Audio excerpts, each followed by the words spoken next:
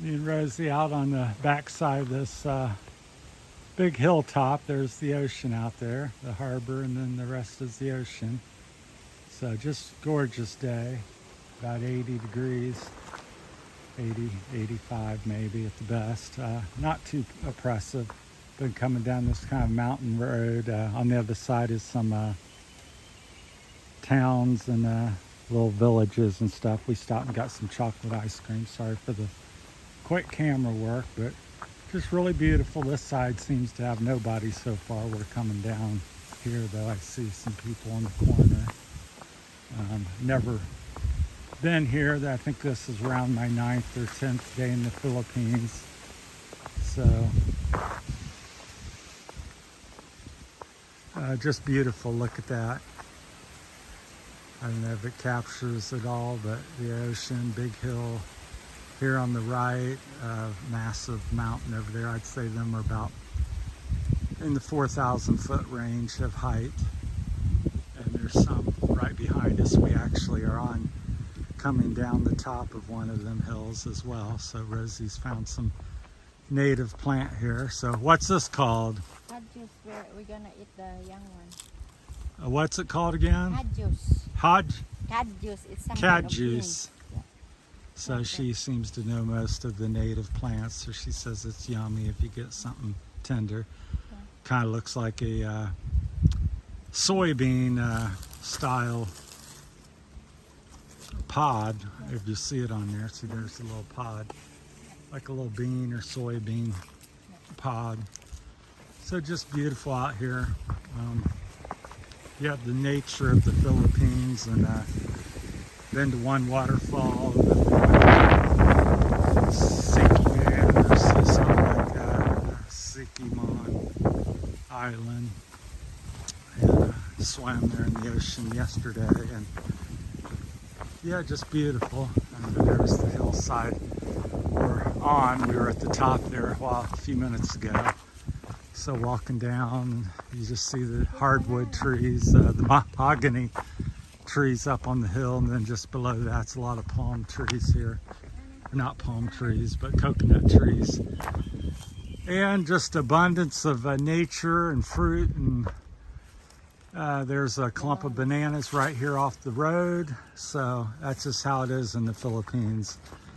If you live in the province, you just never simply couldn't go hungry. If you know the different plants to have, there's tons of banana trees, just bearing fruit here and there, and coconut, and a little more difficult. You have to climb the coconut tree. She says there's papaya. Up here comes the car.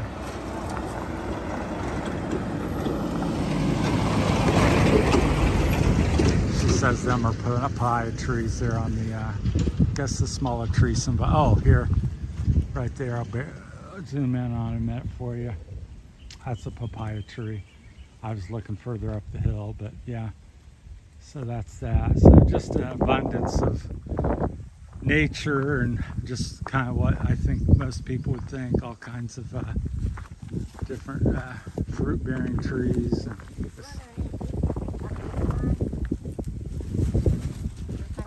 You can boil this and make what can you make? Some sort of tea? no, for meat. Oh, meat. So it has there's another little clump of bananas. So in that tree there, you can kind of, I don't know if you can see it, I'll zoom back in on it again. Right there. That's what they look like if you don't know. So I'd never seen any in the nature in my life until I came here. So seen them, pictures of them, and of course you see in America what you get in the stores, and they're much about the same size around, but much shorter here. So I've been eating quite a few of them. Probably had 2 or 3 dozen here the past week since I've been here. So I don't know how the camera is working here with the drying action. Coconuts on most of these trees here. So just an abundance. That's somebody's house there. So they own that, and I'm sure they harvest it and do different things with them. So coming down the mountain, and there's a big one across there, and that's where we've come from, back up that way. So been loving it. Went and another little quick story.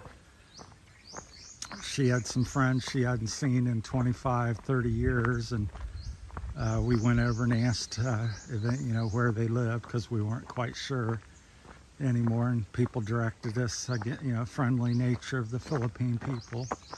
They directed us to their house and said hello, and even though it's been 25 years and they didn't even know me, it's like came in, you want to sing karaoke, you want to have dinner with us. We had chicken dinner, and This is a natural coloring, honey. Rosie Coloring said, fish. what color does that do? Purple, It's black? red. Oh, When you cook a certain food, so you don't need to buy coloring. You have to put this in the water, and then it will turn into red, and then you can put in your food. okay, that's good information. So yeah, red dye.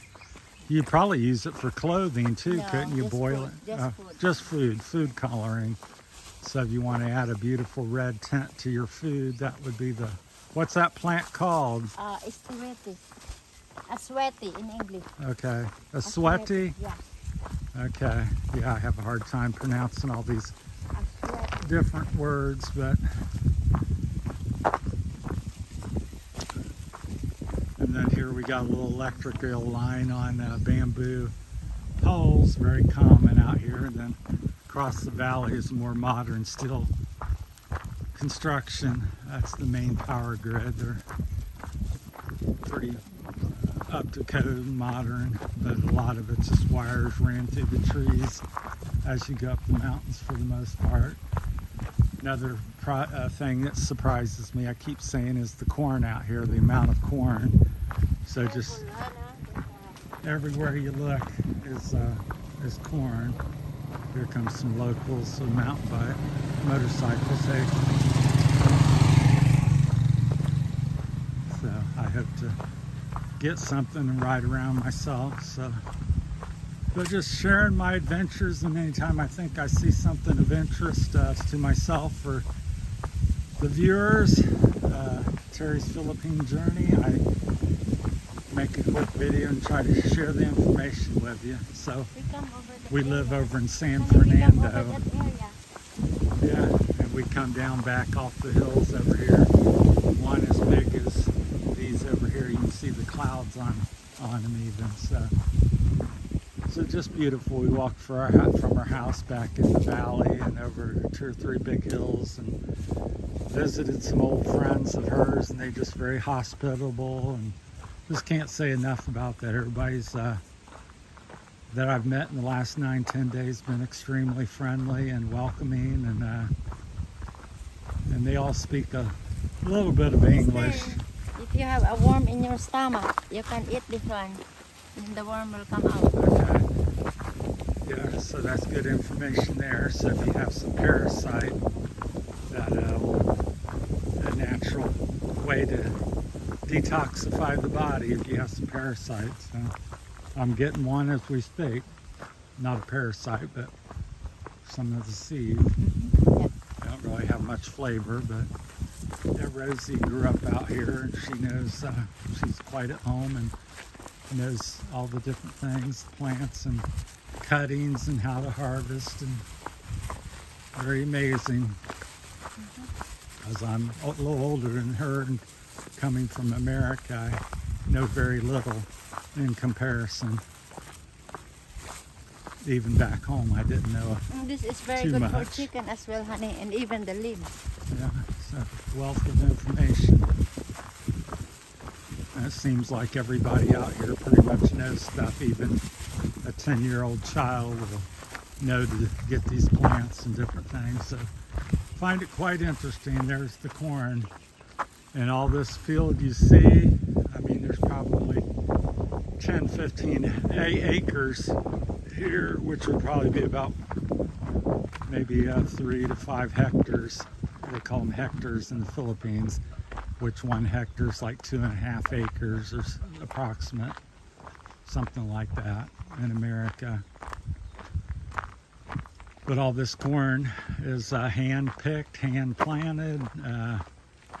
Each year is hand harvested. There's no machine used, and they just plant these on top of the top of the hills and just anywhere. So even in America, you couldn't even get a tractor on a lot of this terrain.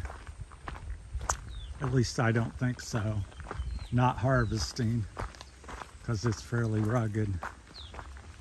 Well, that's it from Cherry's Philippine Journey. Let me know what you guys think in the comments, and welcome your comments and input. If you want to see more of or less of something, let me know and I'll try to accommodate. Like I said, I'm just sharing what interests me when I find something interesting, and sharing it with you all. And again, it's Terry's Philippine Journey, so that's what I'm doing, sharing my journey through the Philippines. And now that I've moved here and been here about 9 or 10 days now, so I appreciate all the new subscribers we've been getting, and then the old ones as well. So thanks so much.